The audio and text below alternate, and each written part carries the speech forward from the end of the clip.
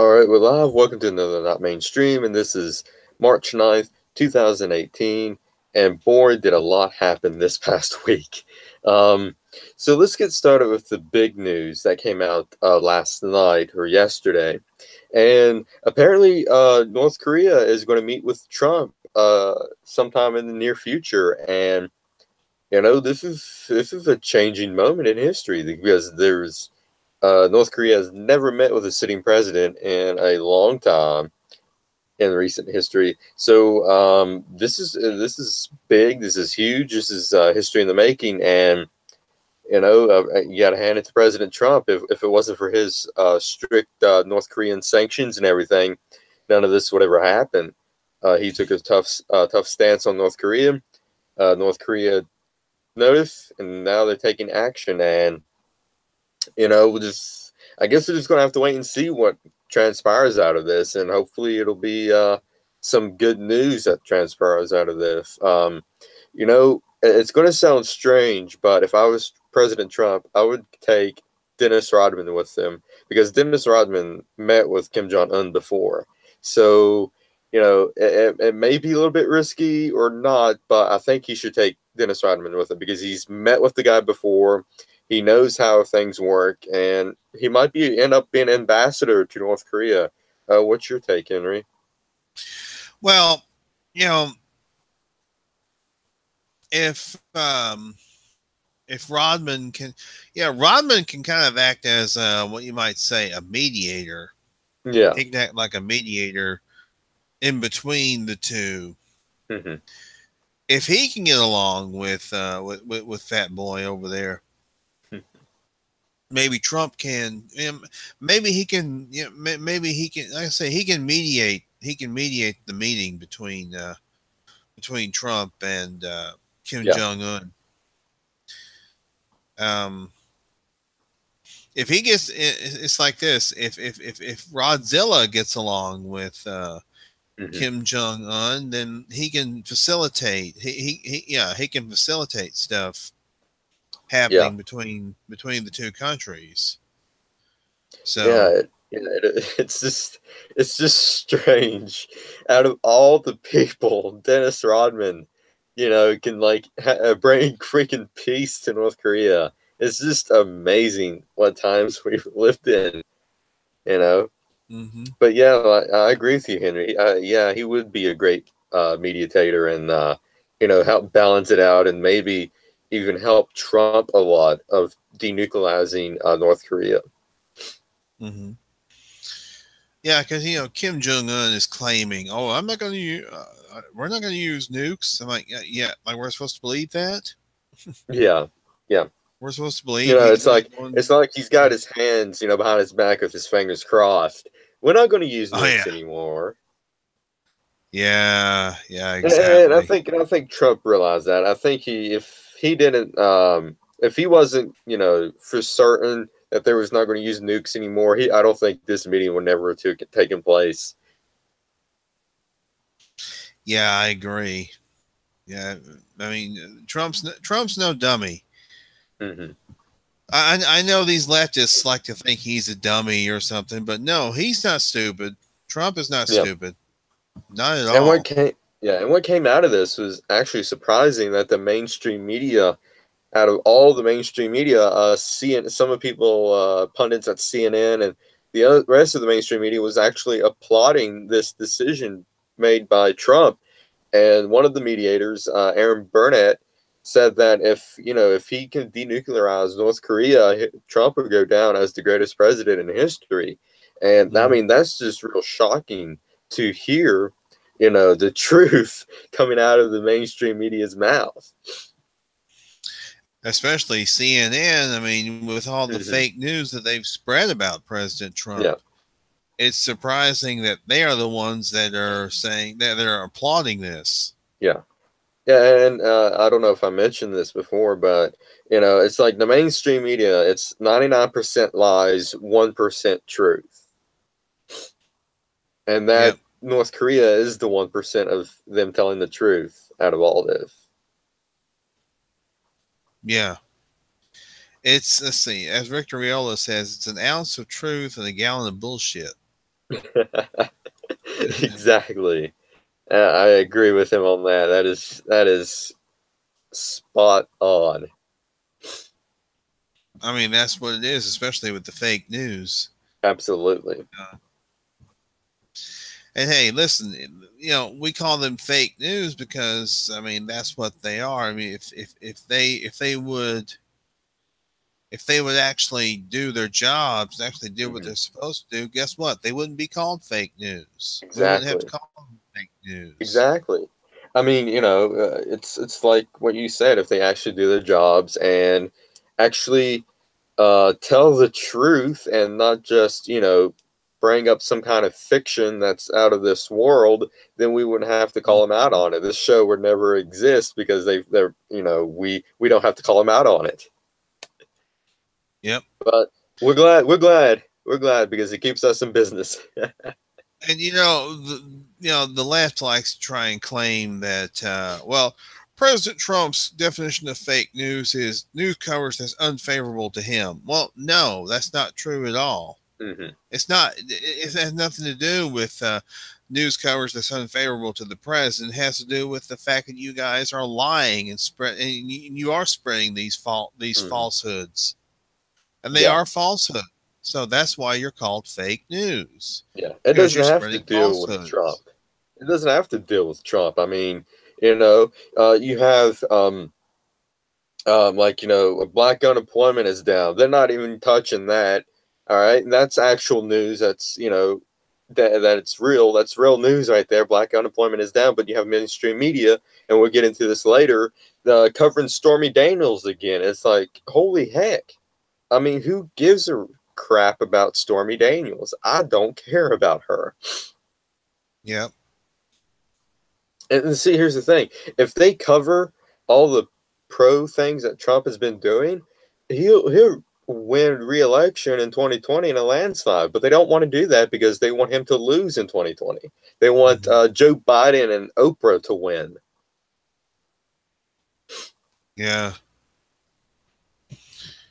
Yeah. I mean, it's amazing. It really is. It's just I'm constantly every time I look at the shenanigans of the left and the shenanigans of the fake news media, I just shake my head. It's like, Yeah, how in the world can this be possible? I have to ask, what was the moment that made you realize? What was your red pill moment? Made you realize all this? What The about the fake? mainstream media, yeah, all the mainstream media and all the you know globalist hacks and all that. What was that moment for you? Well, it was well. Thankfully, it was because of reading Mark Dice's excellent book, "The True Hmm. Story of Fake News." Hmm. And I mean, if you watch the coverage, it is just biased against Yeah, this president. yeah, But it's absolutely.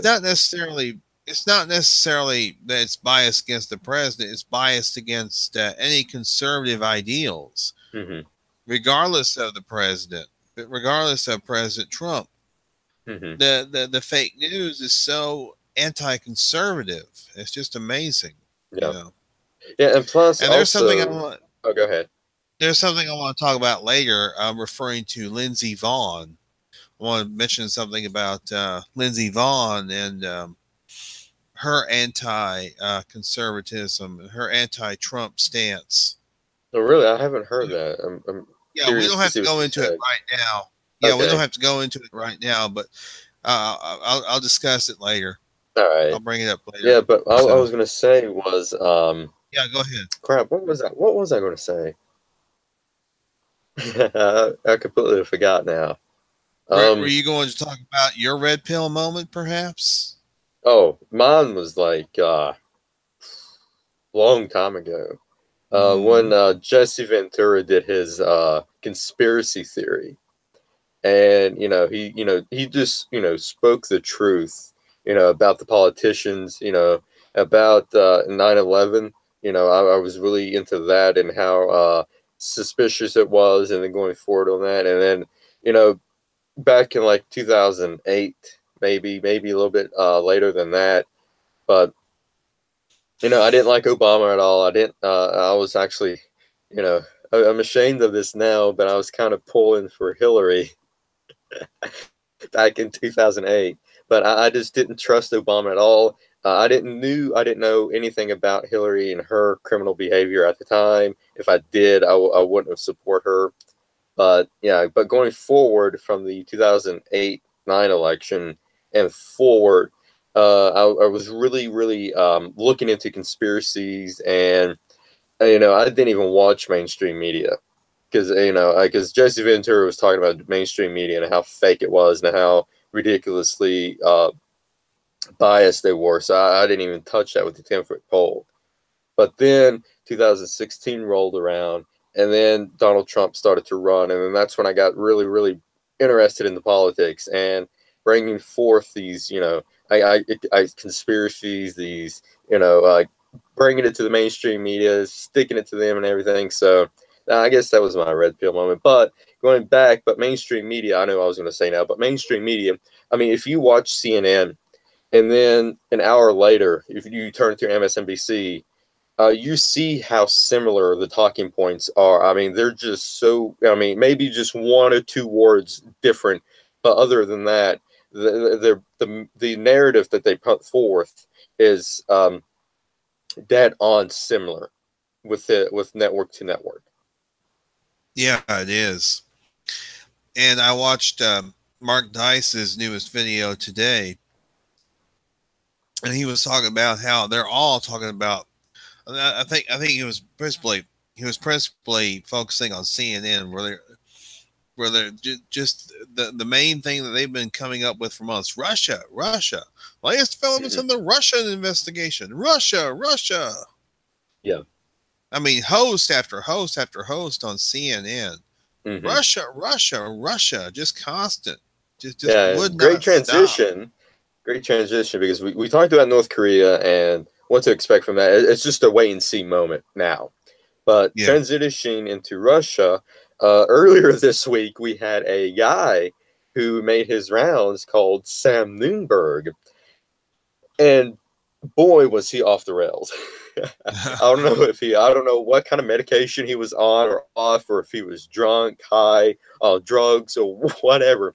But this dude, he was just going at it, and he was like, "Yeah, screw Mueller, screw his subpoena. I ain't going to fool with him." I mean, he was just off the rails. He was actually interviewed by CNN. I think it was Aaron again. She said Yeah.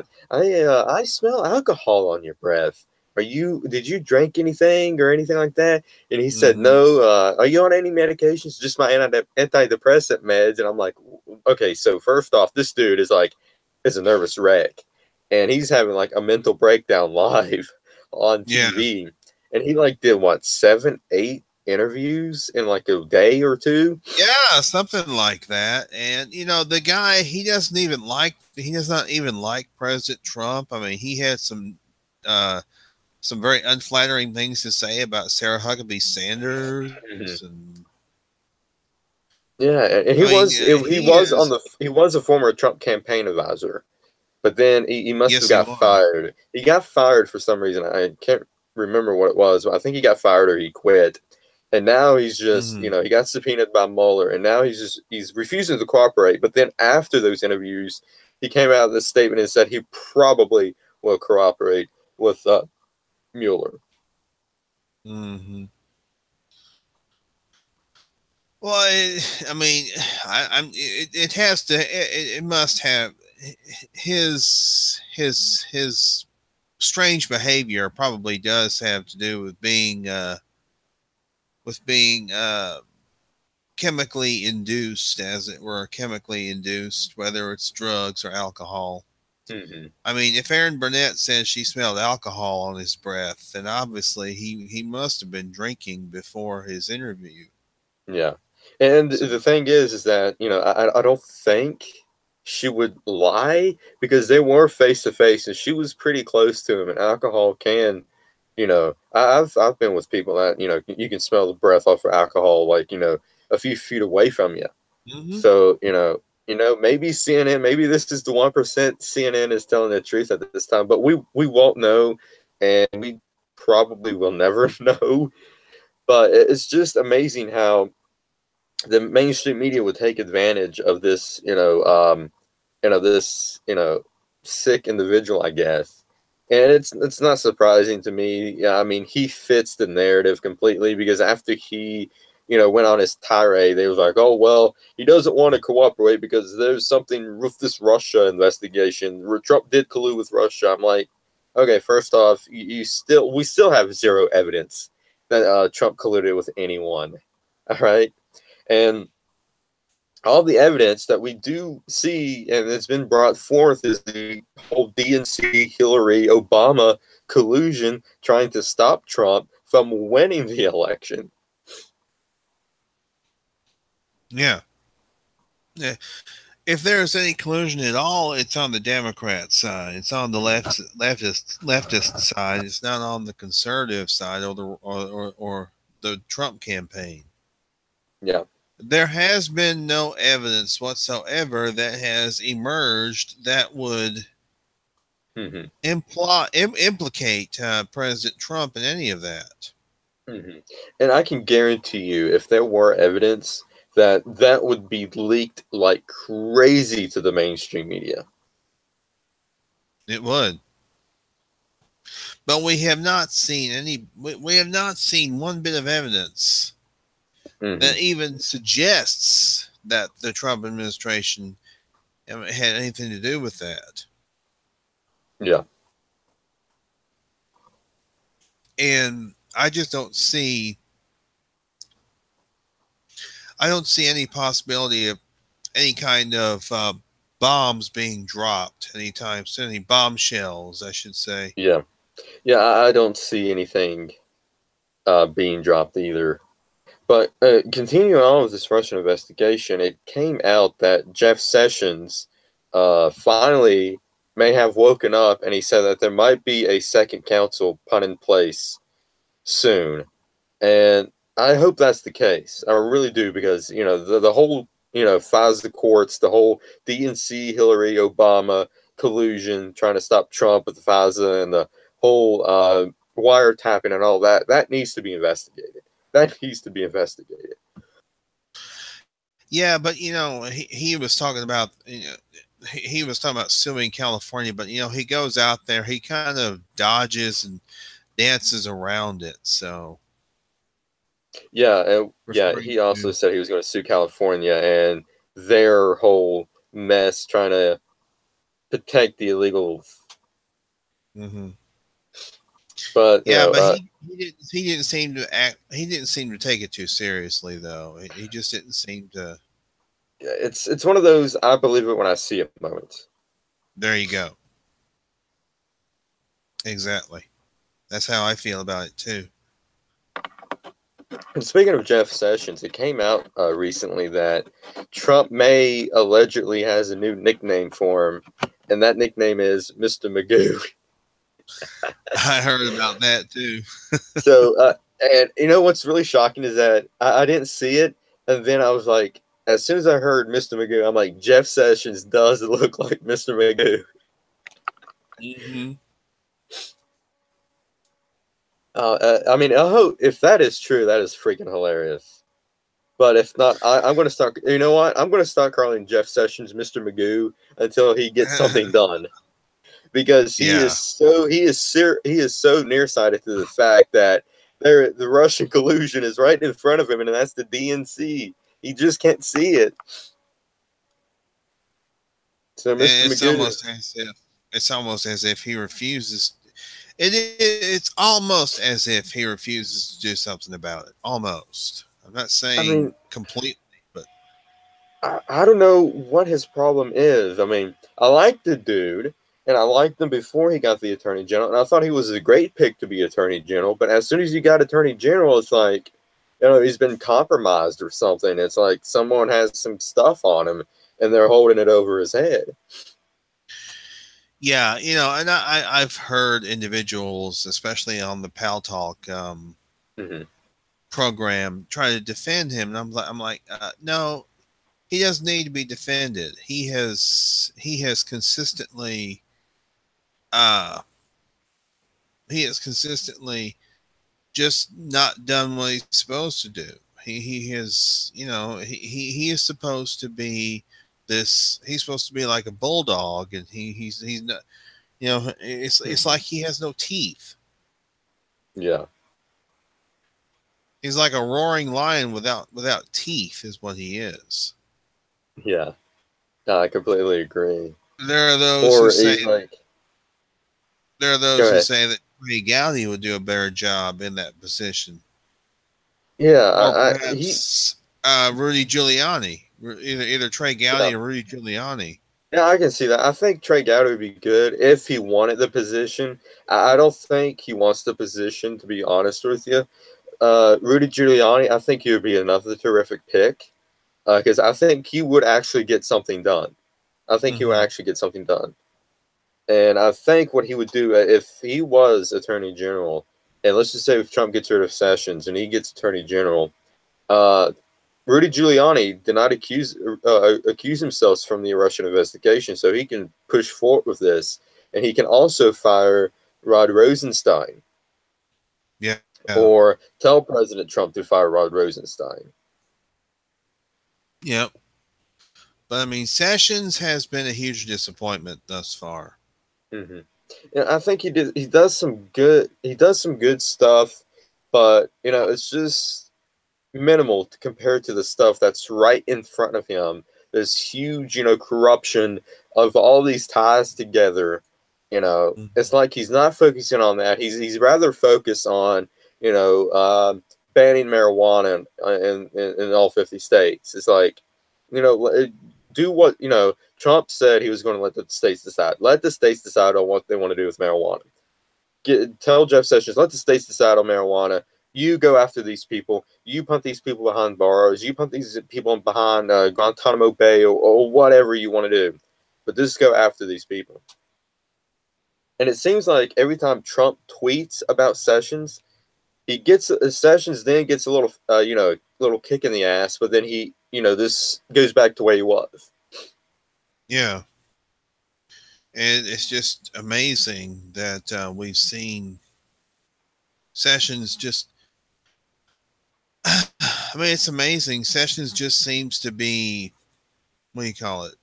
He just does not seem to be very, I don't know, motivated. I suppose that's the word I'm Hmm.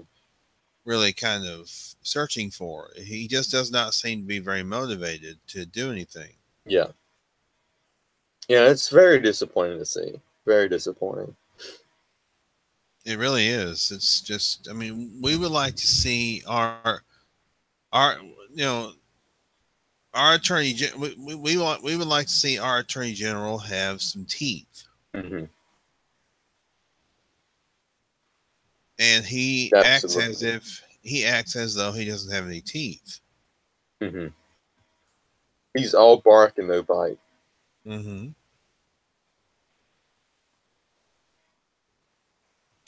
You've probably heard about, you know, people being described as having a bark worse than their bite. Yeah, yeah, I Yeah, have. well, that would be Jeff Sessions. So Yeah, absolutely. Well, if, if he wants to prove if he wants to prove his doubters wrong, then he needs to start taking action. according to a report from Infowars, and I'll just leave it at that. I'll let you decide for yourself if this is credible or not. Sessions appointed a prosecutor months ago to investigate possible crimes. Uh, might appoint a second special prosecutor. Now, this article is actually linked to Breitbart. So there's Hmm. some, there might be some truth to this. Yeah, the truth to it. I don't know. Appointed I a suppose we can find out. prosecutor months ago to investigate possible crimes. Might appoint a second special prosecutor. If Hmm. this is true, I wonder who this special prosecutor is, and I wonder who else might be involved. Who might be the second one?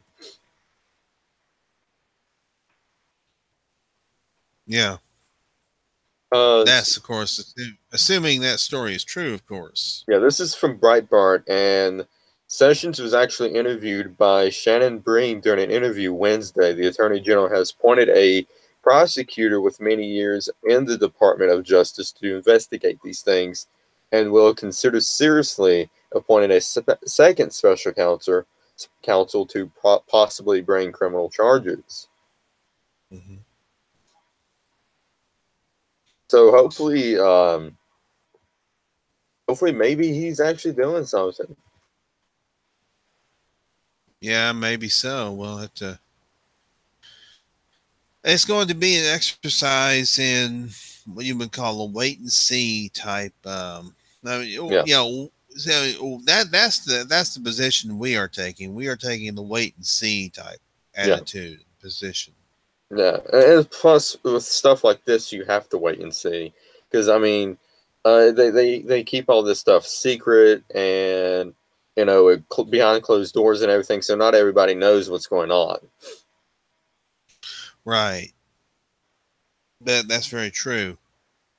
Um, I mean, because listen, was it last week that we talked about Trump um, saying things about a gun bill or anti-gun bill? I think it Yeah, was last week. Yeah, yeah, we yeah. He were was. here two Yeah, weeks ago. yeah. You know, and that's something we can get into because Rick Scott signed a bill, an anti or Mm-hmm. a gun safety bill Yeah, down there in he Florida. signed it earlier today, and just now, the NRA is actually looking to sue the state of Florida because of that bill. I mean, Rick Scott shouldn't have given in like that. Yeah, he shouldn't have. So do you know anything about the bill? Because I know I read somewhere it says you got to be 21 or older to purchase an assault rifle, but I'm not sure what else is in that bill. I don't know what else is in that bill either. But when you know you've heard the old saying, if you give them an inch, they'll take a mile. Yeah. Let If me you look that bill up and see if I can if find it. you give Go ahead. if you give these anti-gun advocates and these anti-gun activists Hmm. even a little bit of leeway, they're going to take a lot more. Yeah. Yeah. First is the AR-15s, and what's next? Going to be shotguns and handguns. Mm-hmm.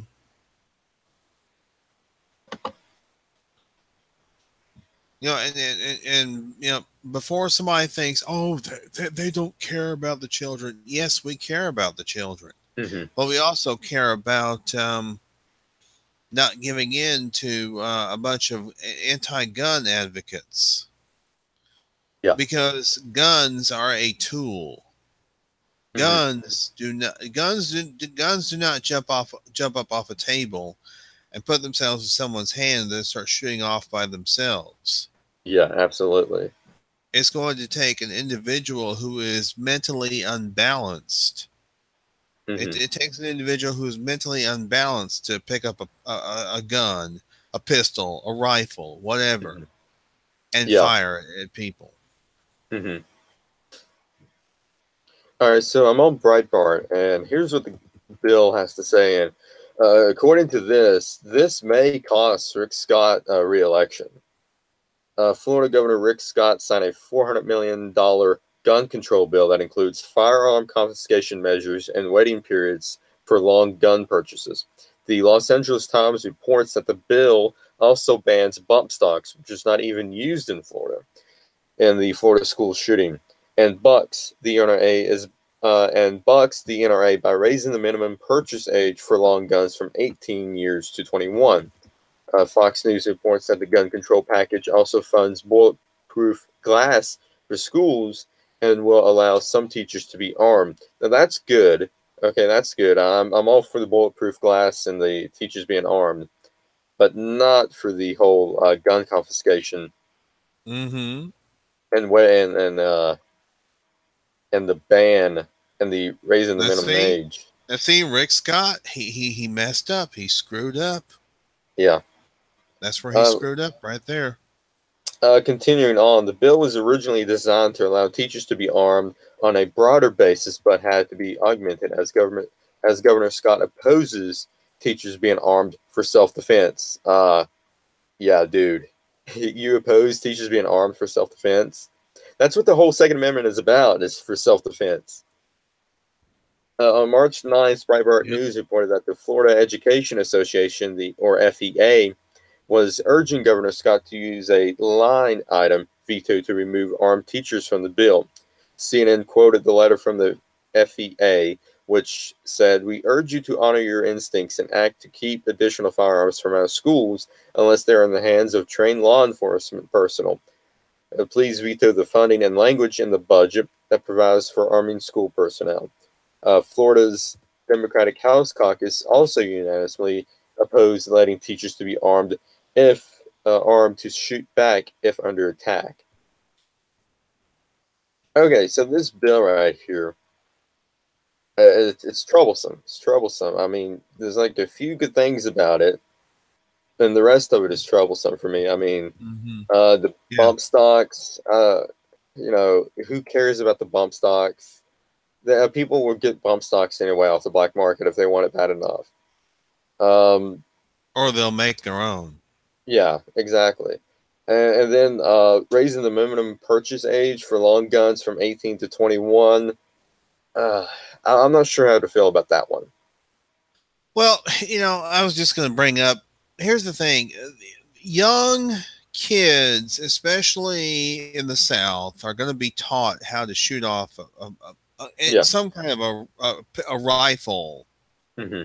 long before they're 21. I mean, they could be 10 years old and they go out hunting with their dad, and their Yeah. dad teaches them how to shoot a gun. Hmm.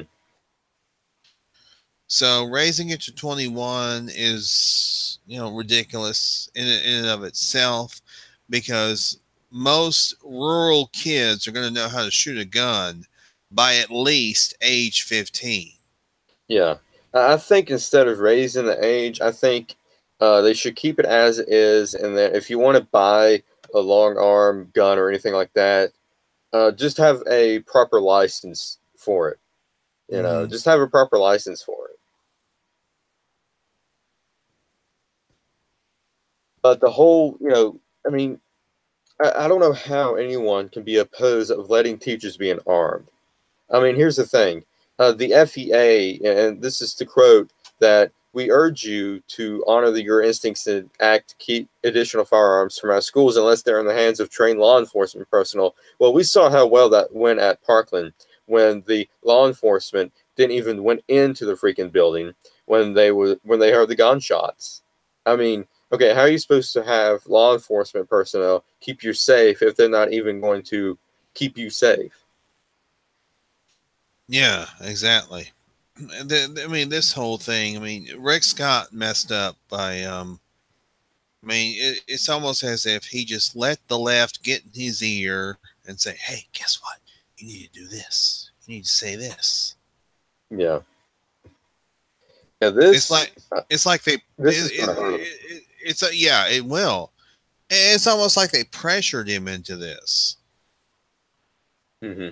and he fell for it. It's like, dude, don't fall for it. Yeah. Now, but I will say that President Trump, to his credit, has not actually implemented any kind of bill yet, or has not even Hmm. attempted to finagle with that. Yeah. Yeah, I'm glad too. It seems like he had it on discussion and he's put it on the back burner for now. Hmm. Which, I mean, that's a positive. That's a plus. I mean, Hmm. that he has decided to at least temporarily shelve it Hmm. for now. Yeah. And speaking of Parkland, some breaking news came out earlier today, and this is from the Daily Wire. Breaking: disgraced Parkland deputy heard shots inside the school, told cops to stay away. Developing. On Thursday, internal radio dispatches released by the Broward County Sheriff's Office revealed that the Broward deputy, Scott Peterson, heard the gunshots coming from inside the school, which directly contradicts what his lawyers said last month when he claimed that Peterson thought the shots were coming from outside the building. Peterson's attorney, Joseph DeRuza III, initially said that Peterson heard gunshots, but believed that those gunshots were originating from outside of any of the buildings on the school campus. However, the Miami Herald reports by internal radio dispatchers released by the sheriff's office on Thursday show that Peterson immediately fixated on Building 12 and even radioed that gunfire was happening inside. And just as the school shooter was fleeing the building after killing 17 people, Peterson warned his fellow officers to stay away, even as wounded students and staff lay inside. The audio certainly backs up that he never went into the school, Jeff Bell, the president of PSO Police Union, said of Peterson. At one point, he says to keep back away 500 feet. Why would he say that? At 2:23 p.m., Peterson radioed, "Be advised, we have possible could be firecrackers. I think shots have been fired. Possible shots fired, 1200 building." The Herald notes that at the moment Peterson arrived at Building 12, where he then remained for the next several minutes until the shooting was over. We were talking about the 1200 building. It was going to be the building off of Holmberg Road. Peterson said in the moments after arriving at Building 12, "Get the school locked down, gentlemen." The shooting stopped at 2:27 p.m. when the gunman ditched his weapon and ran out with the other students, blending into the crowd. The Herald reports that 5 seconds later, Peterson radioed for the officers to stay at least 500 feet away at this point. A dispatcher repeated, "Stay away from 12 and 1300 building." This is a breaking news story. Refresh the page for updates. This post was posted earlier today. It doesn't have a time, but there has been no updates on that since. Well, it sounds, you know what it sounds to me like? It sounds like CYA. Yeah. It's exactly what it sounds like. Yeah. Yeah. Yeah, I mean, there's so many contradictions to this, just like Las Vegas. And it's so fishy. I mean, why would the cops not go in? Why would the cops, just stay there and do nothing? Right, yeah. Just doesn't make a whole lot of sense. And I think, go ahead. The cops should have gone in. I mean, if they had cause to go in, it sounds to me like, yeah, they damn well had cause to go in. Yeah. If they're hearing gunshots go off, they would not have reacted that way to firecrackers. Gunshots, on the other hand, oh yeah. Yeah, and I think David Hawk said in an interview, and I could be wrong, that he said that, why would the cop go directly into gunfire? I'm like, okay, one, that's his job, and two, that's like asking a fireman why he would go into a burning building. It's like this. I mean, this dude, David Hogg. I mean, he's out. During his, he's like, the deep state junior kid. Going out during his talking points. His, provided to him talking points, and then he actually had the audacity to tweet out to President Trump about these tariffs. That said these tariffs is going to ruin the country. Why are you going to do that? Why not put in sensible gun control or gun reform? I'm like, dude, you don't know what you're talking about. You're just a deep stater kid. Nobody cares about you. Yeah. Yeah, well, I think those tariffs are going to be a good thing, really. Yeah, speaking of tariffs, let's get into that. So President Trump signed in the tariffs today, and, mixed reactions about this, but I think it's going to be a great thing because the U.S. has been getting screwed over by China, Mexico, and all these other countries for decades now. Mm-hmm. And the president has, we finally got a president who has the balls to stand up to China and say, hey, you're not going to tax us this much. So you know what we're going to do? We're going to put taxes on your imports and tax you just as much as you tax us. Yep. Now, yeah, and I have no issue with that whatsoever. Yeah. And I think the tariffs is not going to go to China and not China, but Canada and Mexico quite yet, unless they can renegotiate NAFTA. And if they can't renegotiate NAFTA, which I'm hoping to God that NAFTA does not get renegotiated, we need to get pulled out of NAFTA completely. Hopefully that will happen. I don't like NAFTA at all. Nope. NAFTA was a bad deal. I mean, remember, you may be too young to remember this, Shane, but Ross Perot talked about The that giant giant sucking sucking sound. sound. Remember that The giant sucking sound? That's jobs going somewhere else. yeah, yeah. I actually saw the debate of that. They had Ross Perot and good old Al Gore debating NAFTA, and Yeah. Ross Perot was dead on. I mean, Al Gore, Yep. and this is back in the '90s though. This is before people knew about Al Gore and the fake news and the mainstream media, because Uh-huh. at the time, internet wasn't around. It wasn't accessible to all the people. So the mainstream media had written off Ross Perot as some kind of nut job, some kind of nut Now job. there, Yeah. now there, catfish, catfish. What I thought was funny was what was when Dana Carvey would play Ross Perot on Saturday Night Live. He was Oh, great. He was he great. was great. Love his version of the Ross Perot. Uh huh. Yeah. You do good, Ross Perot. I don't think I can do a good Ross Perot. That giant sucking sound? That's all them jobs going out of Mexico. I can't do Ross Perot. You gonna have to do you're gonna have to do Ross Perot for me. That giant second sound. That's them jobs going down to Mexico. I think he's still alive, isn't he? Yeah, I think he's in his 80s or He's in 90s. I yeah. think now Wow. he's up there. He's up there in years. I Yeah. haven't. Yeah, he's been awfully quiet lately. Yeah, I he haven't seen has. him. He has. I If haven't. I had known, if I had known any better back then that George W. Bush was not a true conservative, I would have voted for Perot probably Oh yeah, back I then. think yeah, yeah. But He was a spoiler, man. He was a freaking spoiler back then, man. I'm telling you. yeah, he was. I think what happened was is that Ross Perot swung the election to Clinton.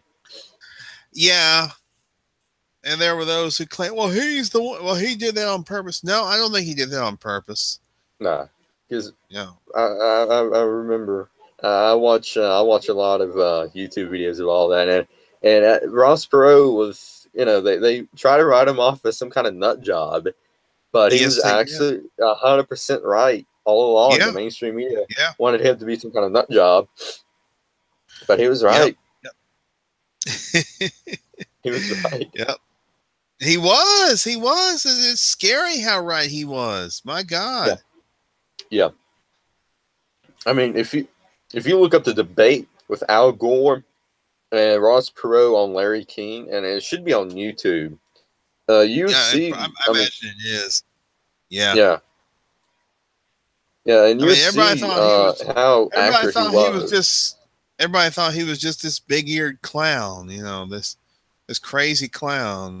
But the guy, he was a prophet. Didn't know it.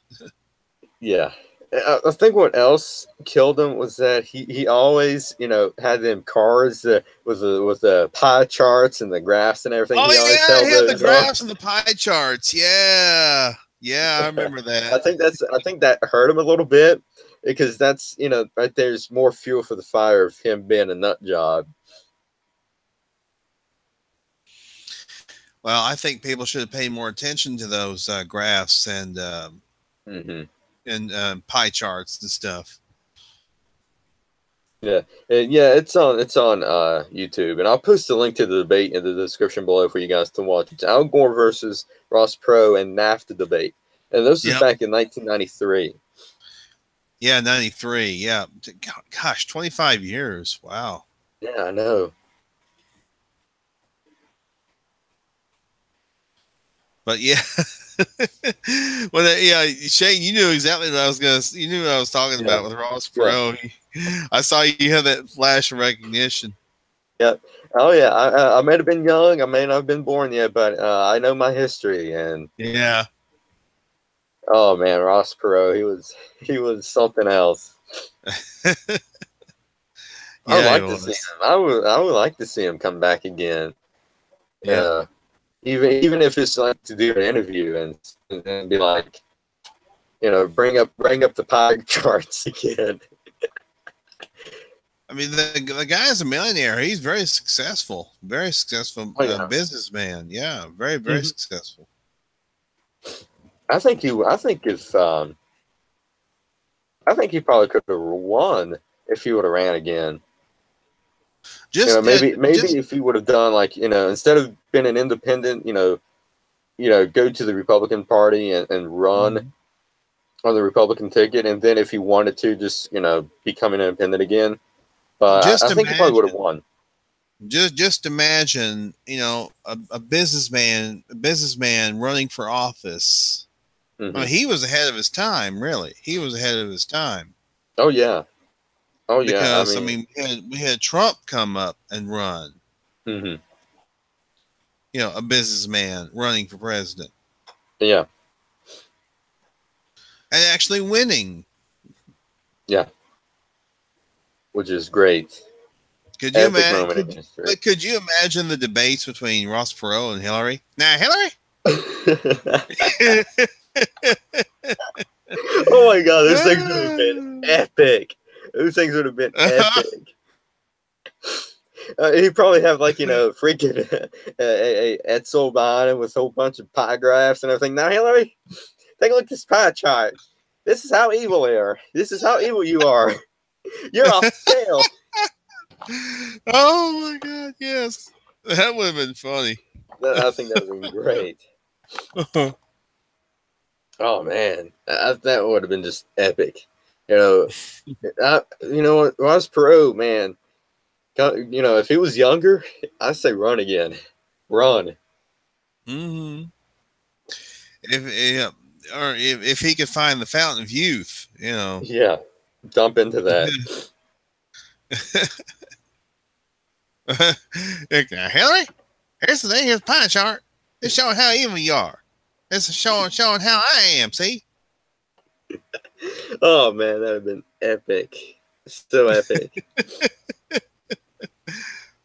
Imagine a debate between Trump and Ross Perot. Oh, I think that'd be great. Oh, I don't know what Trump would say though. I think they probably agree on most of that stuff though. Oh, they probably would. They probably would. So it'd probably be kind of a boring debate. Yeah, it probably would have been. Yeah. Let's see here. But let's get back to the gun control. Illinois' House passes bill requiring 18 to 20-year-olds to hand over certain semi-automatic firearms. This is from Breitbart. A bill requiring 18 to 20-year-olds to hand over or transfer ownership of heretofore legally possessed assault weapons is gaining sponsors in Illinois state after passing the House last month. The bill, HB 1465, was sponsored in-house by Rep. Michelle Munzman, Democrat from Schaumburg. I think it's Schaumburg. Yeah. And passed by a vote of 64 to 51 in February of 28. After being introduced in the upper house by Senate President John Cohen in Chicago, the bill had added 7 co-sponsors in the last week, most notable of them being Jim Oberweis, a Republican from Sugar Grove, the NRA rated 2014 Republican nominee for the U.S. Senate. The NRA described the weapons covered by the HB 1465 as commonly owned semi-automatic firearms. The bill also requires 18 to 20-year-olds to forfeit ownership of any magazines that hold more than 10 rounds of ammunition. Now, see, where's this going to go from here? I mean, even though it's 18 to 20, are they going to increase it now to 30 and 40 to forfeit firearms? Is this going to be, give an inch and take a mile, like you said, Henry? Mm-hmm. Well, I mean, this is Illinois we're talking about. I mean, are we really surprised? I mean, Illinois is very lefty. Yeah. Illinois is very leftist, so it's not really shocking to me that this kind of thing. And this is not going to decrease the Chicago murder rate in Illinois. This is not going to decrease that by any means. Mm-mm. The guns and magazines remain legal for persons 21 and up, but under 21 would have 90 days to give up ownership should HB 1465 become law. So it's not law quite yet, but this right here is a this right here, I think I see the Supreme Court probably overturning this, because this is infringing on the Second Amendment. Because you see right here, it's saying that you have to give up your assault weapons to the government, and that right here, I Yeah, don't think that can be legal under if the you're, assault. if they're using confiscation, or they're saying that you have to give the weapons up, Yeah. I mean that's unconstitutional. Right here was Fox 2 reports that critics of the Moose Summon bill were taken aback by the idea that the government were confiscate property. Musselman See, responded to these concerns by assuring that the authorities would not visit homes to pick up weapons. Rather than a first offense for getting caught with prohibited firearms would be a misdemeanor offense. The push to force 18 to 20-year-olds to give up the semi-automatic firearms is now under consideration by the Illinois Senate. see, force. See, No, yeah, sounds almost like Nazi type tactics, circa exactly. 1939. And then who's to say that the if you get caught with them, okay, who's to say that's going to be a misdemeanor at all? I mean, if you get caught with them, the cops is probably going to be taking them away, and that's again government taking away, confiscating your weapons, and that's like Nazi Germany. Yep. And I don't think people realize that Hitler took the guns, Stalin took the guns, Mao took the guns. All these evil dictators in history took the guns so they can control the people. You take the guns, you control the people. That's how, communism works out. And socialism. Mm-hmm. I mean, this is how. I mean, this is fascist, is what it is. Just absolutely fascist. Yeah, what does the Antifa act? Busting people up because of this. Nowhere near, because it doesn't fit the Antifa narrative. Nope. Let's see. All right, so there's a video making rounds.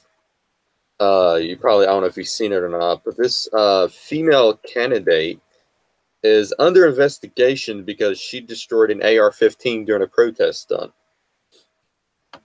So this candidate she's a Democrat.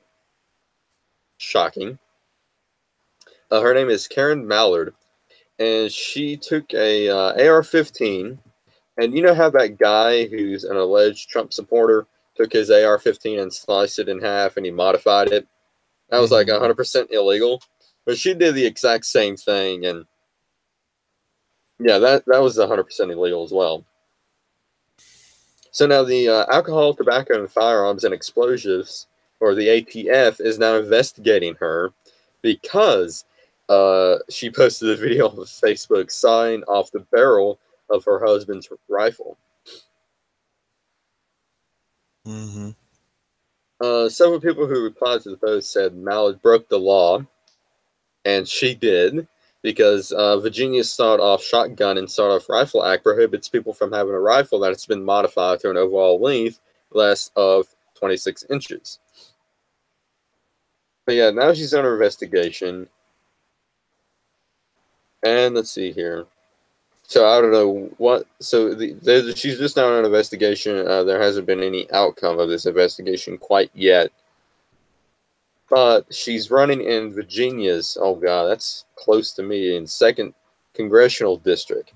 So yeah, it is close to you. Yeah. So if you're in Virginia, do not vote for her, because this woman is going to take your guns.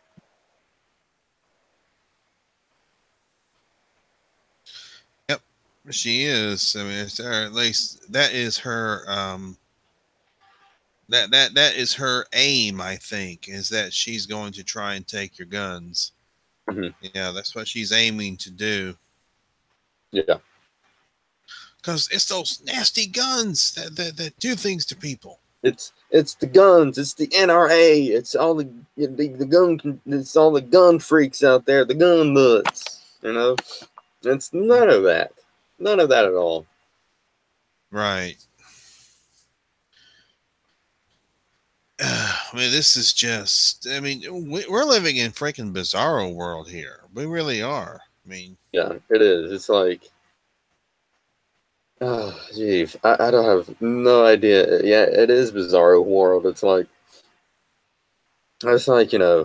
America is bad, and yet, people who has, direct ties, George Soros to, Nazi Germany and funding all these, extreme leftist groups and everything is good. And, they want to bring Nazi Germany back from the ashes and punt it here in the United States of America. Yep.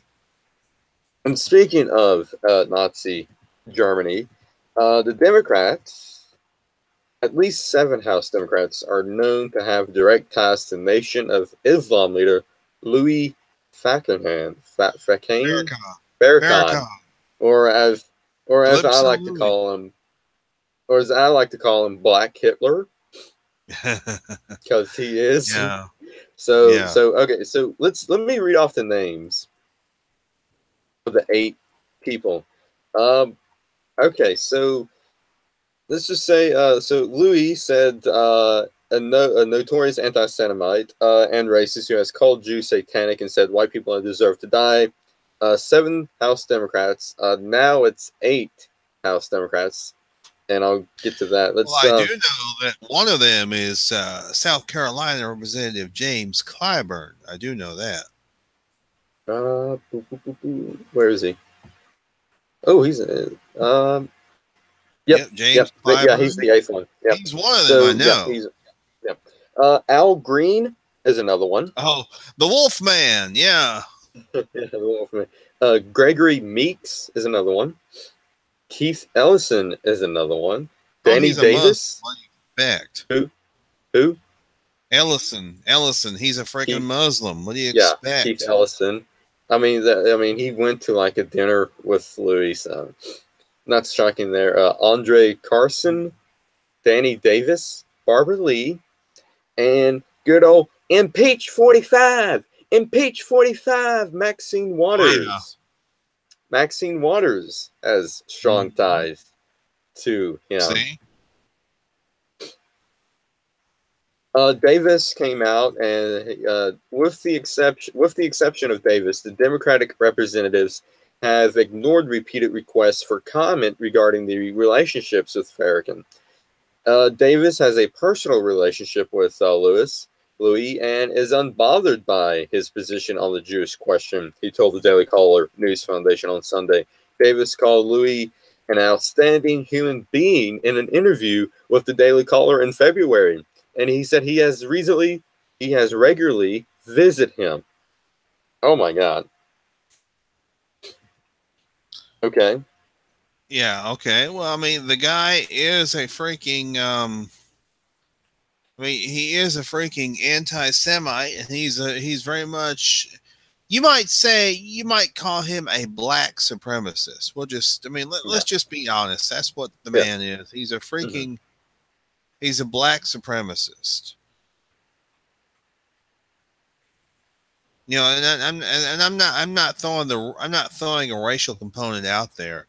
It's just the truth. I mean, Yeah. he's very pro-black. He's very anti-white. Yeah. Yeah. Like I said, he's the black equivalent to Hitler. Yeah. Keith Ellison, the deputy chair of the DNC, uh, Mm-hmm. uh, uh, reportedly attended meetings with him while in Congress, according to photos and videos reviewed by the Daily Caller Foundation and Louis' own statements. Ellison is a former Nation of Islam member and once defended him against his claims of anti-Semitism, but claimed in 2006 when he ran for Congress that he and Louis left it in his past.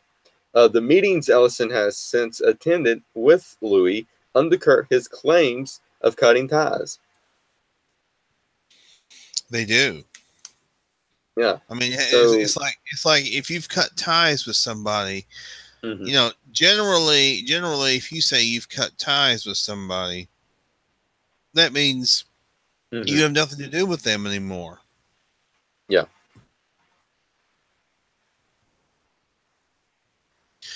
But old Keith Ellison, I mean, he's very closely tied with with Calypso Louis.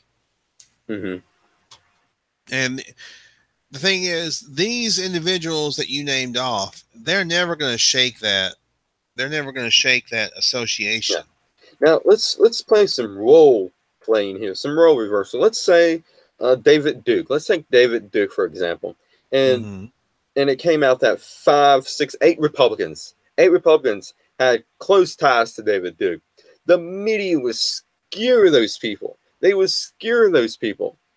Yep, they They'd be would. like, "Why haven't you disavowed David Duke? Why do you have close ties with David Duke?"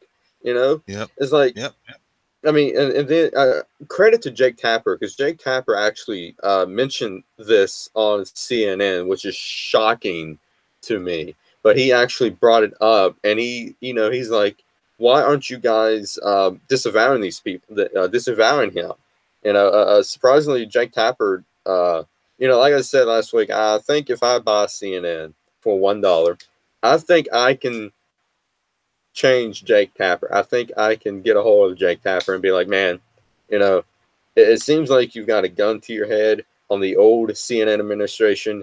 I'm going to take that gun off your head and Mm-hmm. say, dude, I know you know better. I know you don't want to do this, but, come on, come to the good side, Jake. Come to the good side. Yeah, because when he was working for ABC News, he did not act the way he does on CNN. Yeah. Occasionally, when he was working for ABC, he would actually ask tough questions. Mm-hmm. He would of Democrats. Mm-hmm. Yeah, so I think you're right. I think what you say has quite a bit of merit as far as him having a gun held to his head for the way he acts now with on CNN. Mm-hmm. Yeah, and going back to Louis, back in 2005, the Congressional Black Caucus held a meeting with him. And then not only that, that's when a photo emerged of former President Obama smiling with well, Louis. well, yeah. I mean, the Obamas do have ties with Yep, Farrakhan. yep. And they suppressed the photo for 13 years at the request of the Congressional Black Caucus because they wanted to protect Obama's presidential aspirations. Uh huh. Well, see, there you go. They wanted to make sure that he wouldn't be exposed. Let's see here. 21 current Congressional Black Caucus members were part of the caucus in 2005 when Louis attended the Black Caucus meeting. The Daily Caller reached out to all 21 members' offices to ask if they were willing to denounce Louis. None of them would. None of them would. Yep. Imagine, like I said, imagine if that was David Duke and 8 people did not disavow David Duke and what he stood for. They would be, they would be freaking burning those people to the stake. Yep. They would. It's just And amazing. Clyburn said he declined to condemn Louis in a statement. Yeah. Well, I mean, are we really surprised? Are we really surprised by this? I'm not really surprised by this whatsoever. Yeah, I'm not surprised either. California Rep. Barbara Lee and New York Rep. Gregory Meeks both condemned Louis on Thursday, but other House Democrats known to have met with him have yet to condemn them. And then, so Gregory Meeks tweeted out, Louis' anti-Semitic messages are upsetting and unacceptable. I always condemned hate speech of any kind. Also upsetting that the right-wing blog suggests otherwise and try to make this a black versus Jewish community issue. And then somehow he ties this into Well, Trump. the right wingers are not the ones doing it. These Yeah, are the exactly. words out of the man's own mouth. It's upsetting that he got caught. That's what he's trying to say. It's upsetting that he got caught red-handed. Yeah. But he somehow ties this back to Trump. Still waiting for those blogs to condemn Trump's racist remarks. I mean, dude, Trump has never said anything racist.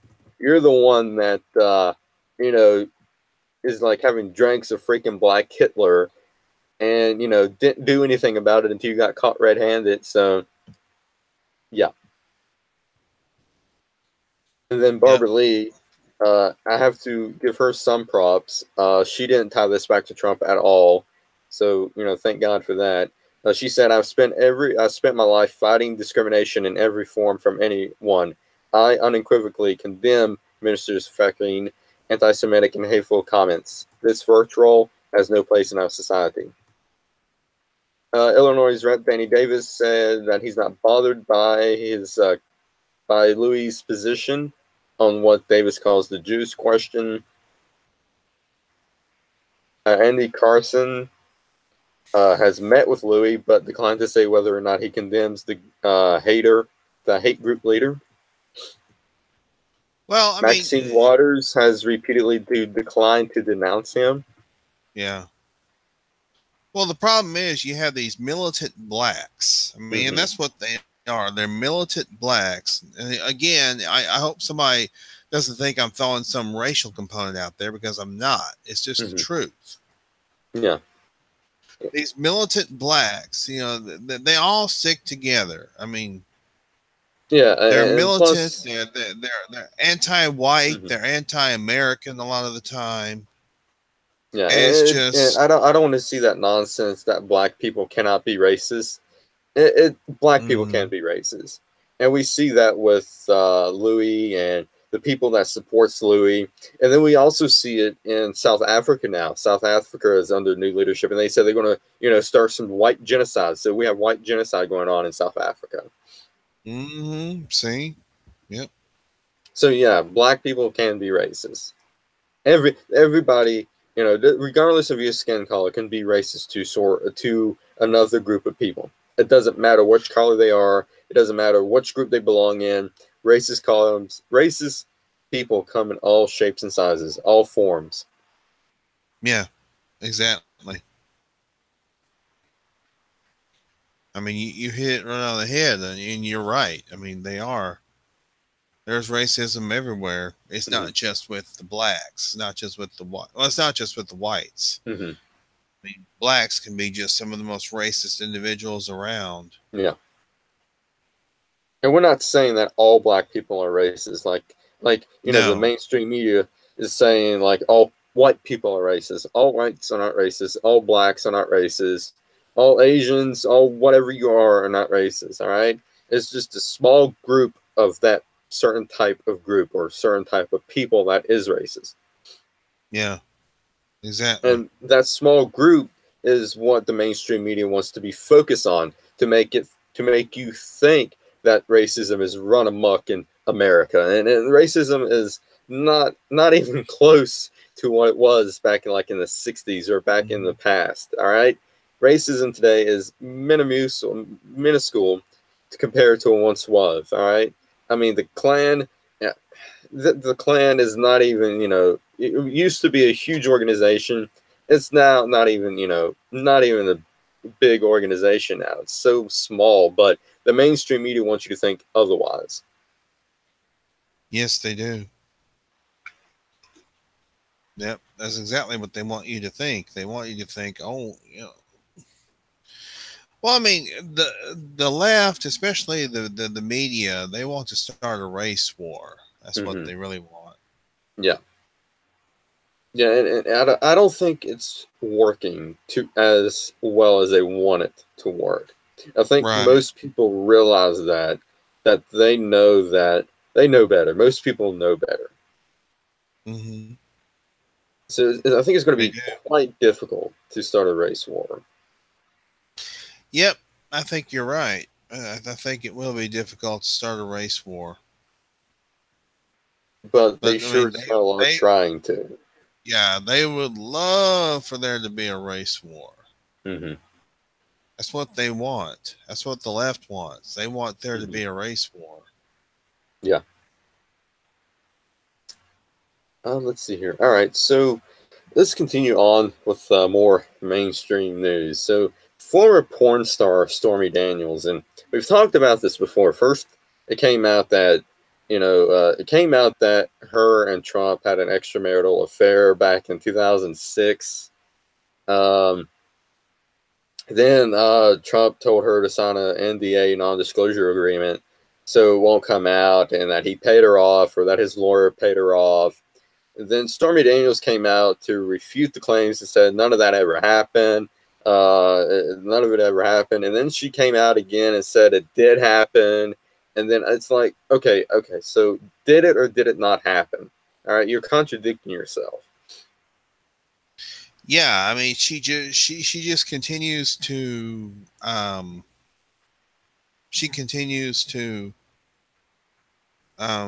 keep us guessing, I suppose.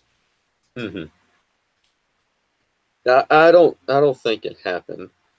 And let's say if it did happen. All right, let's just say if it did happen. First off, who cares? That was back in 2006, and almost a decade ago or whatever. Over a 2006. decade. Yeah. So who Um, cares?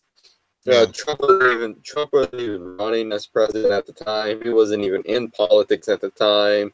He was a private citizen. So who cares about that? And then people are trying to make comparisons between him and Bill Clinton, which is an odd comparison. First off, Bill Clinton raped the women.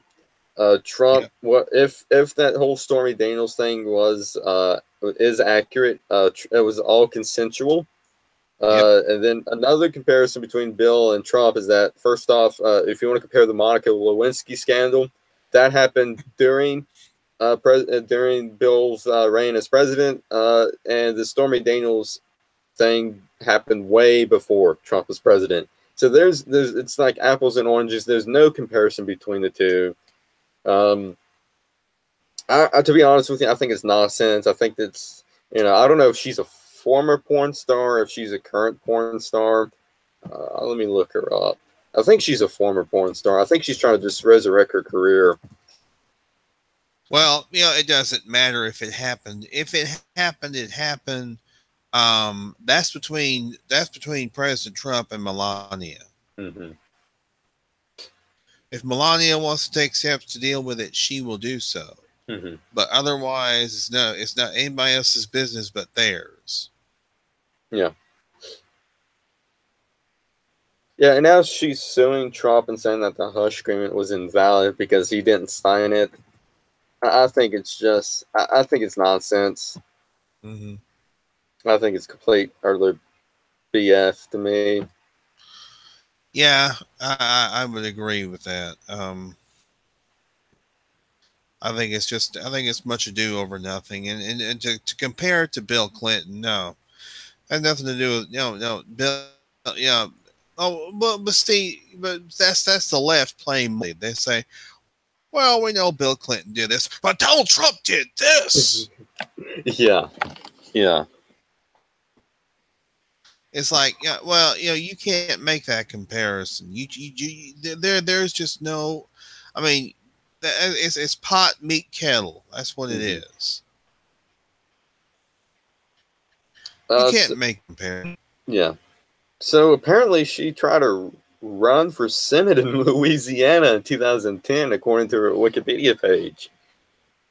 But she said she didn't go forward with it.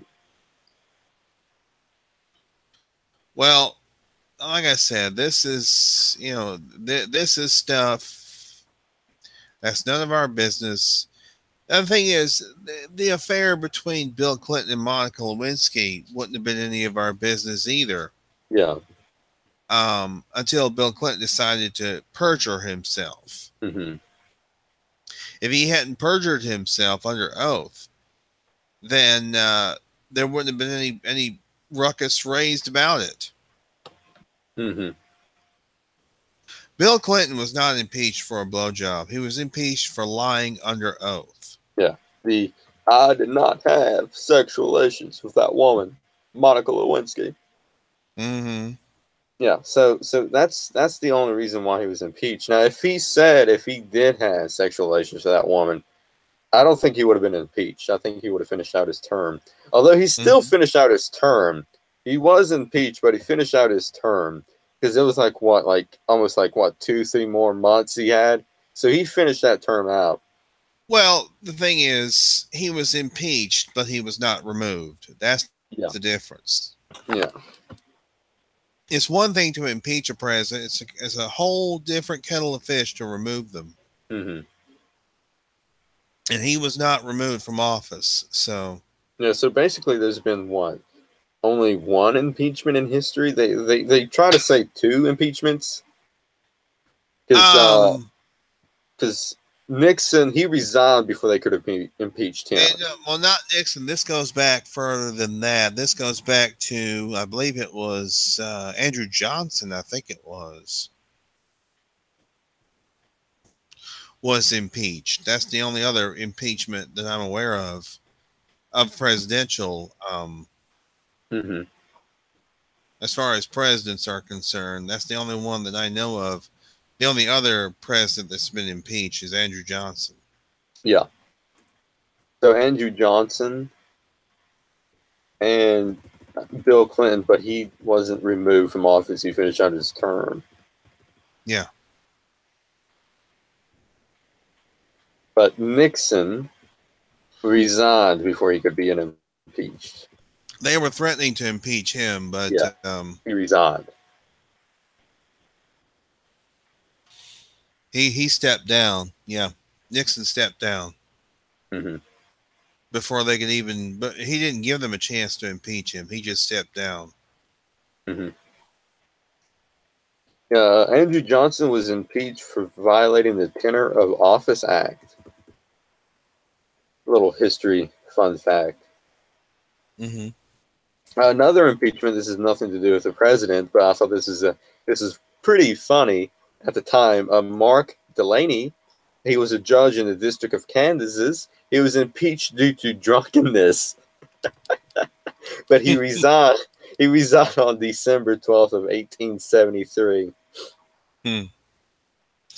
Well, I think they took things like that a little bit more seriously back then than they do now. Mm-hmm.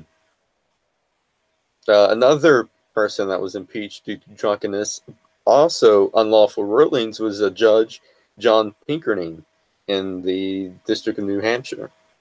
He was removed on March. Now, if they impeach judges for unlawful rulings, why can't they impeach the Ninth Circus? Because they've been doing unlawful rulings for freaking ever since they've been there.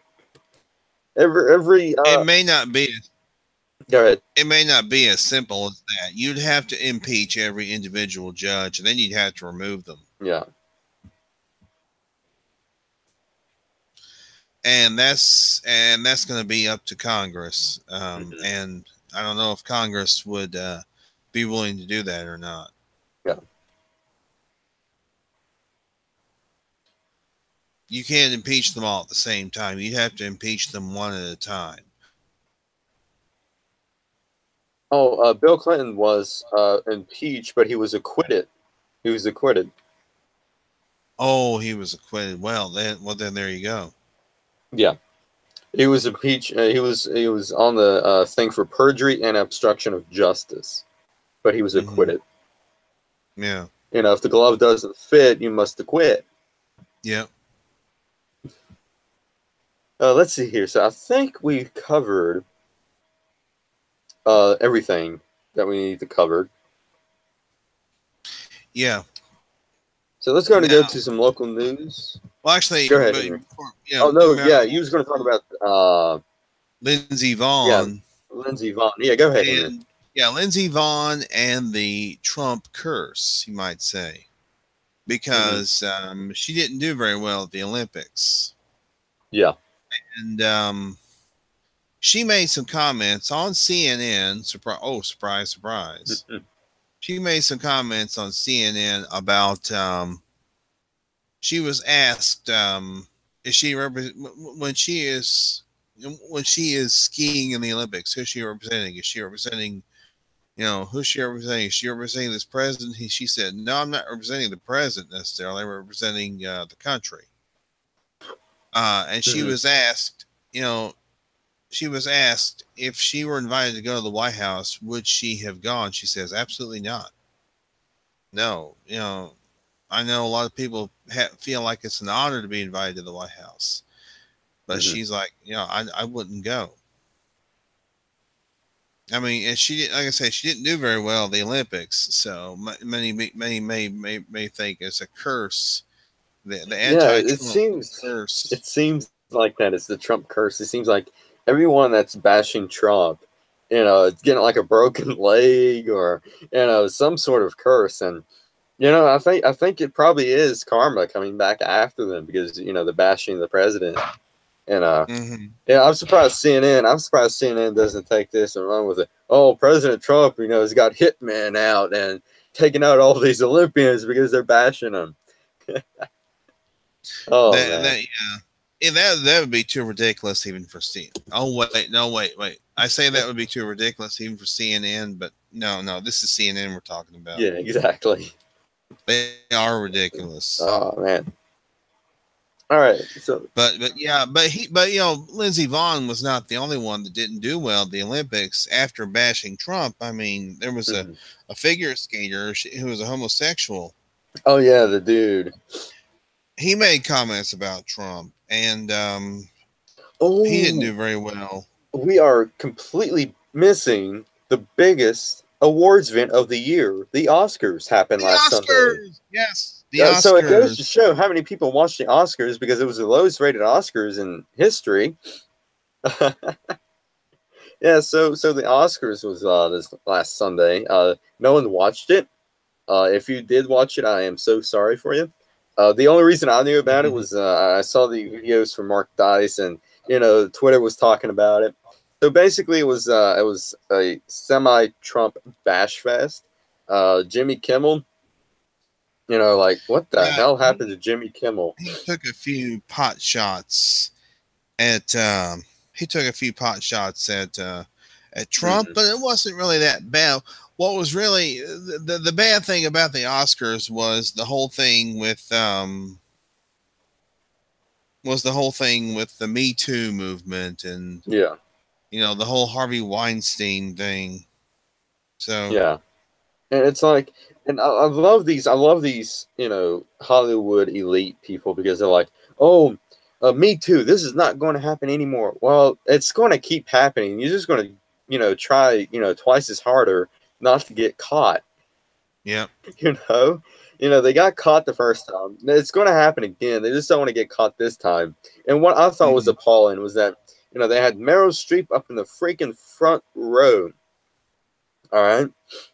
Now, if I let's just say if I hosted the Oscars, which would never happen, but let's just play pretend here. I would have been like, oh hey, Meryl Streep's in the front row. She called Harvey Weinstein God and stood and applauded for child rapist Roman Polanski. And oh, by the way, she knew Me Too. And what you gonna do about it? I would have called her right out. I would probably get lacerated by the Hollywood elite, but I would have called Meryl Streep out. But see, one thing that was going on, there was a lot of virtue signaling for women actresses, women producers, Yeah, women writers, and all this stuff yeah. at the Oscars. Yeah, I mean, it was like, I think it was Emma Stone. She was like, these three male directors and this, Greta Gertrude, I think was the female director name. And Greta Gertrude is up for reward. It's like, oh, I don't care about the male directors. It's just, the female that I care about. I Uh mean, huh. it was so disgusting. I actually watched the Steven Crowder live watch party. Steven Crowder did a watch party and he watched the Oscars, and my God, it was like it was like better watching Steven Crowder, and it was so freaking long too. It was like almost like 4.5 hours long. Yeah. It Yeah. was so long, and And then I you mean, had the best go picture ahead. winner, a movie about a woman who falls in love with a fish man. Yeah, it was what the water or I don't know Shape what of it was Water. called. The Shape of Water, yeah. Shape of And it was Water. like the woman. It's like the creature from the Black Lagoon, having sex with the woman from the movie. And then not only that, they had that one movie, Call Me by Your Name, the pedophile movie. I like to call it. Yeah. You know, with Yeah. the like the 27-year-old guy that's, you know, in a relationship with the 17-year-old kid. You know, they promoted the hell out of that one.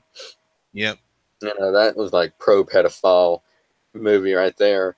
And then you had, you know, Jimmy Kimmel, you know, going to a movie theater across the street, you know, to be with the normies, you know, the real people, and thank the people of that, you know, gives them money and watch them on TV and in the movies. And I'm like, okay, I bet Jonathan all is that all those people in the movie theater were plants. Mm-hmm. Because I mean, you know, if Jimmy Kimmel, because they was watching a movie, it was the new movie with Oprah in it. Oh yeah. I have no idea. Okay. It was a new movie with Oprah in it, and if Jimmy Kimmel came and ruined any movie that I was watching, I would be like booing the heck out of him because I don't want to see Jimmy Kimmel. I would rather watch the movie with Oprah. I don't even Yeah. like Oprah. Yeah. It's like, oh, jeez. And then Jimmy Kimmel, his jokes, you know, fell flat throughout the whole thing. And it Yeah. was just a horrible, horrible Oscars. And it's sad too because it was the 90th Oscars, 90 years. Yeah. And like, you know, going back in time is like, man, what have they done? Where has Hollywood gone? Yeah. And you know, he made a lame joke about well, this is the 90th Oscars, which means that if the Oscars were our viewer, you know, that which means that most 90-year-olds are out there watching Fox News. Ha ha ha! Oh, that's so funny. Yeah, and he also talked about the Oscar itself. He said, "Oh, it's every woman's dream." He stands there, his hands is in is where you can see him, and he has no penis. It's like, Yeah, oh that my god, too. seriously. And then he also said that, like close to the end, maybe when Frances McDormand, after her speech, and Frances McDormand from Fargo fame did her speech, and you know, was like, you know, like I have no idea. I didn't watch it, so Yeah. I'm gonna, you know, probably paraphrase and, you know, make something up, but it's probably gonna be something like this: "Oh, women are good, men are bad." All right, that's her speech, and then Jimmy Kimmel applauded Essentially. that, and he said to Frances McDormand that, "I wish I was a woman." Jimmy Kimmel, have you looked at yourself? Maybe because you are a woman, you probably already are a woman, because man, I mean, He's a cucked male. He's a cucked I'm like, male. I mean, That's what he that's not the is. Jimmy Kimmel I've remembered from the Man Show. What Yeah. happened to that Jimmy Kimmel? It's Yeah, like really. it's like Sarah Silverman neutered him, and then he Uh-huh. just been, you know, flat ever since. I mean, man, It's like he and Adam Carolla used to talk about women on trampolines and yeah. stuff like that. I mean, Jimmy Kimmel and Alan Carolla, you know, went to this video of them going to a Mardi Gras, and you know, they were asking women to show their breasts and everything. I'm like, where's that Mm-hmm. Jimmy Kimmel at? Where's that Jimmy Kimmel at? Remember, remember the kid they used to have on the show Oh yeah, the little who go up fat and kid. ask? Yeah, That was great. yeah, You know, oh yeah. man, I remember. He was selling beer on the corner of the street. That's one skit they did. And then there was another one where he had like lotion, and he was like going up to women and say, "Hey man, can I put this on your back?" It's great. I mean, what happened to that funny? Now that's the Jimmy Kimmel I like. He was funny. Uh-huh. He was. I mean, but then something happened. Something happened. I don't know what happened, but something happened to Jimmy Kimmel. I like Adam Carolla. Adam Carolla, I think, has been the same. I don't think he's Yeah. changed that much. No. And to be No. honest with you, I think Adam Carolla is at least libertarian conservative in my book, Yes. because Yes. I think I think he is. I believe he is libertarian conservative. Yeah, he is. Because I haven't, you know, Based on some of the clips that I've heard of Adam Carolla of his podcast. Yeah, he's very libertarian slash conservative. Yeah. mhm. I like Adam Carolla. Yeah, I He do was too. actually on The Apprentice. He didn't win, but he was on The Apprentice. Yeah, I like Adam. I like Adam Carolla much better than I like Jimmy Yeah, Kimmel. Adam Carolla Very is much. funny. He's a funny guy. He's great. Yeah, he used to be on that show with Dr. Drew, Loveline. Oh yeah, He actually had his own show a while back, like a year or so ago, called Uh-huh. Catch a Contractor. And it was like To Catch a Predator, but it's actually a contractor that did, like, duct tape work. And they Oh like, yeah, that's and right. they had I to, have like, that show. yeah, and then he had to, like, say, hey, you either come back, do the job right, or we're going to take you to court. The family's going to take you to court. Well, I thought it was a great show. I like Adam Yep. Carolla. Now, Yeah, I now do unless too. he starts leaning, left, and I'm gonna like, Adam, dude, man, don't do it, man, don't do it, don't do it. No, but he's been cool. Adam has been Yeah, cool. I like Adam. yeah. I like Adam. Mhm. I like to see Adam Carolla on Steven Crowder. Mhm. I think that'd be great. I think that'd be a great interview. Yeah, that would be cool. All right, so I So, think that's pretty much it now. yeah. Henry, go ahead and get to your Okay. local news. I do have a local news item. Shane, we've been talking about infrastructure on the show. We've been talking Hmm. about how important it is to have that because a lot of roads and bridges, stuff like that, they're Yeah. old and they collapse, fall apart. Okay, bridge. Here's some good news for the state of Mississippi. Bridge infrastructure bill passes House, heads to joint committee. By a vote of 103 to 6, the Mississippi House of Representatives passed a version of the Building Roads, Improving Development, and Growing the Economy Act, Bridge, that was passed by the Senate earlier in the session. Our plan uses real money without growth triggers to address this pressing issue faced over the entire state, said Speaker Gunn. As we have said before, our legislation is one of the best things we've done for local government. Enactment of the measure would dedicate a new annual income stream to cities and counties for road and bridge maintenance. A new diversion of state use tax collections will direct funds back to the cities and the counties to be used for road and bridge maintenance. Speaker of the House Philip Gunn said that it would be a redirection of existing dollars.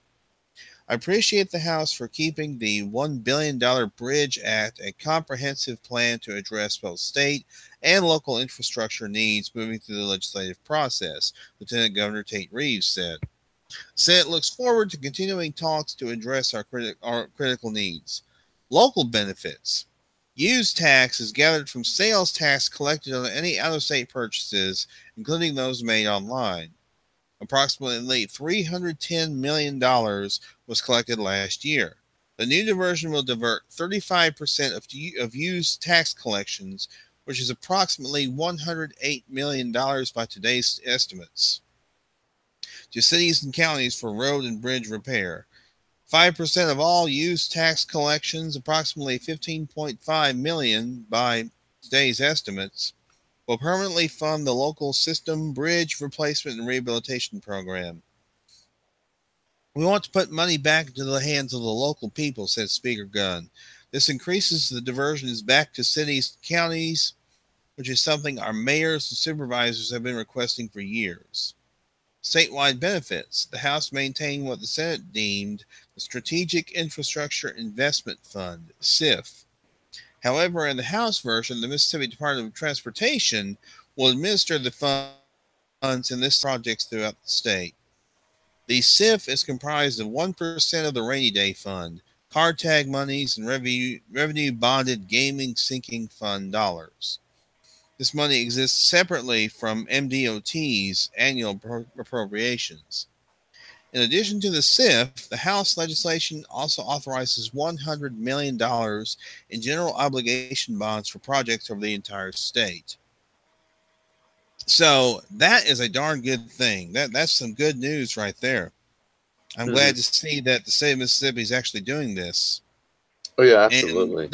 they're allocating funds. They're allocating a certain set of funds for just this particular project, Yeah. which I have no issue with them doing that at all. Hmm. I mean, I don't mind being taxed a little bit on online purchases if it's going to go towards something like this. Exactly. And I Something think nobody would have a problem with that. no, I mean, I think it's an excellent. I think it's an excellent Hmm. project. It's an excellent project. And there's a reason for doing this. You know, they're not just taxing people, you know, Yeah. out just arbitrarily out of the blue. They're combining different types of monies, Hmm. and they're combining them and they're using them for this particular project. Yeah. And I think it's a darn good idea. All right. I have two local news stories. One, I'm guessing probably made nationwide news because our teachers in all 55 counties in West Virginia were on strike for almost 10 days because they didn't Mm. get what they want. They wanted a pay raise at 5%, and because of the high healthcare costs, and they don't tell you that, and it's due to the Obamacare. Because high healthcare costs is the Obamacare. Now, if they would have gotten rid of Obamacare, then they wouldn't have nothing to worry about. But good news is that the teachers ended the strike, I believe, yesterday, and they're back. So now what they're going to do is use the time that they strike and to make it up during their spring break. So basically, the students are being punished because of what the teachers did. They have to make it up during spring break. That's my first local news. But what do you think? What do you think about teacher strike? I think they should disband teachers unions altogether. That Hmm. hurts education I tremendously. agree. Yeah, and I Uh, think they should. I and believe if they should yeah, then I think ban. Yeah, the and then unions ban the the. Obamacare. Go ahead. Go ahead. Yeah, I think they should ban the unions. Because what are unions really doing? Other than unions are basically, you know, for you know the I think unions are formed to try and squeeze more money out of these different Hmm. professions and things of that nature. Yeah, yeah, I completely agree. And then the Obamacare, they had a chance to repeal that, but they failed on that.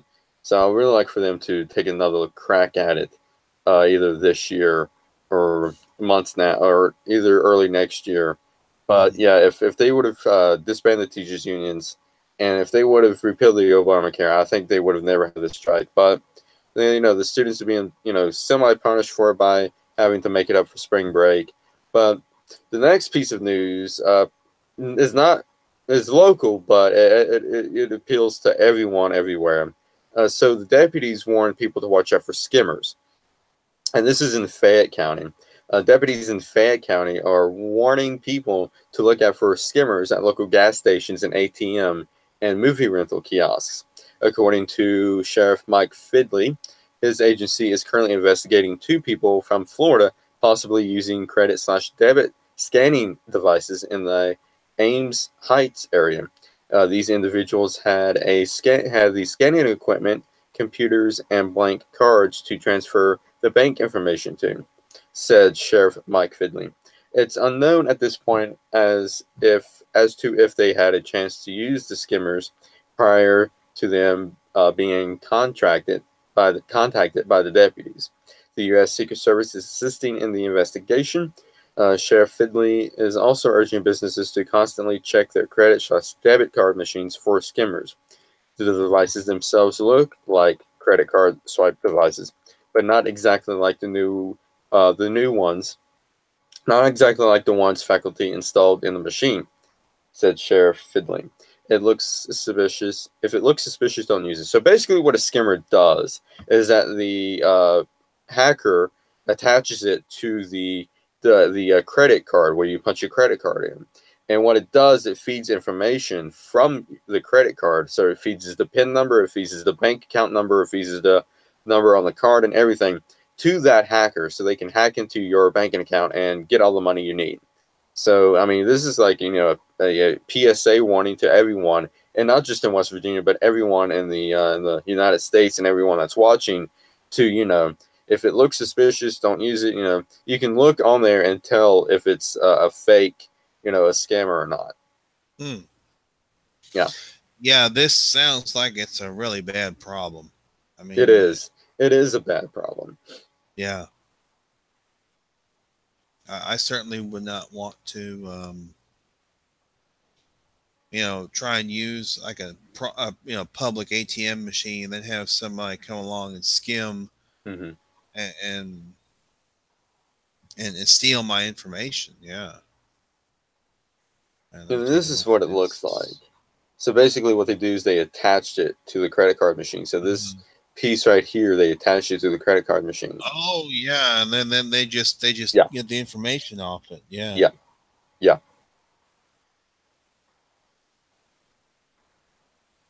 Yep. Oh yes, that's something definitely to watch out for, yeah, because absolutely. people, I mean, people it's can yeah. Go they ahead. can steal your ID. They can spend money, Hmm. on your card in your name. You get charged for it, of course. Yeah, absolutely.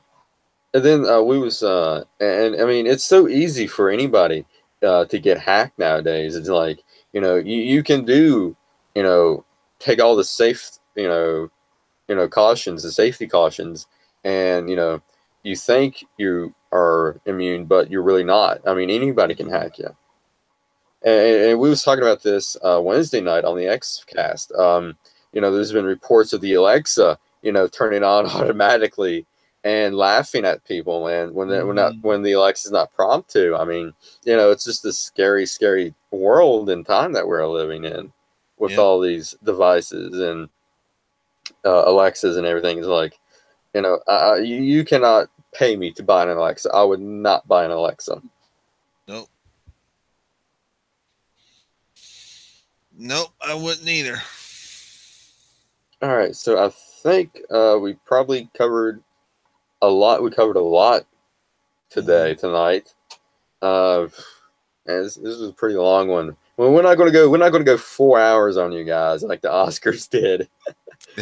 But yeah, I think we covered all the main news that happened this week, and Hmm. some stuff happened last week. But I think we covered everything. All the